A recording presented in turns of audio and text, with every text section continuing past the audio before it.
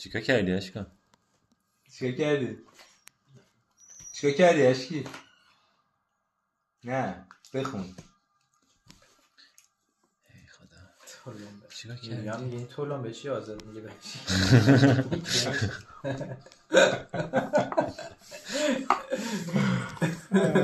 تو دیدی بهش. گفتم طولان بس دیگه. چیکار کردی با دلم باد میکنن تا یه رو بشین. همینم کافیه. همین زبیو میگیره. میزنم همین الان کانال میزنم. اسم تلمبه دیگه. بذاریم ولی نه. بیا.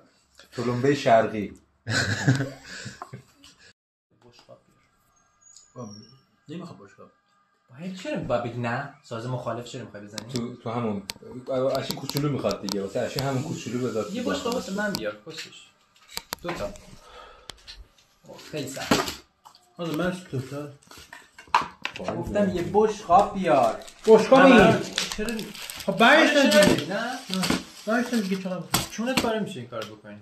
چیکار؟ اشی بر بزن. من بر میزنم. بده. نخندم روز ممنون.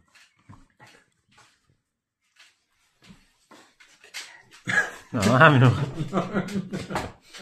با ترند بالا گفتم. یا بذار اونج بالا.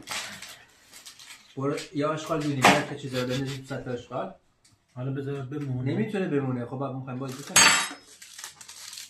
سطح اشغال بیار. بندازیم تو این. نه. کردی با دلم با تو بیا. همین بزن همش. بندازی تو منم اینو میندازم تو در. ای آقا بیننده داریم. سلام ببخشید. اشکی. سانسور میکنم بعد. آقا ما ادیت باید بکنیم. ما بدون ادیت همیشه بذاریم. ها راه بذارید. بعد هیچی کنسل.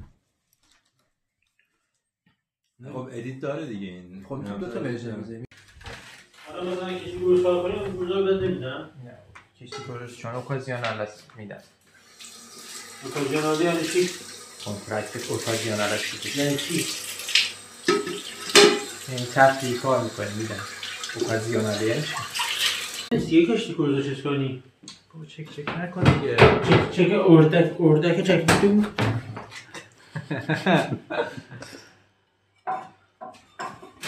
چرا اینجوری میکنی؟ ظرف بشه چه سینه کف سیناتو میگی جلو کف داری؟ اومده جلو دیگه باشگاه رفتم اومده دیگه جلو. آها حالا نمیدونم با جلو الان خودش جلو خودش بزرگه درست بزرگه کردم. اشکی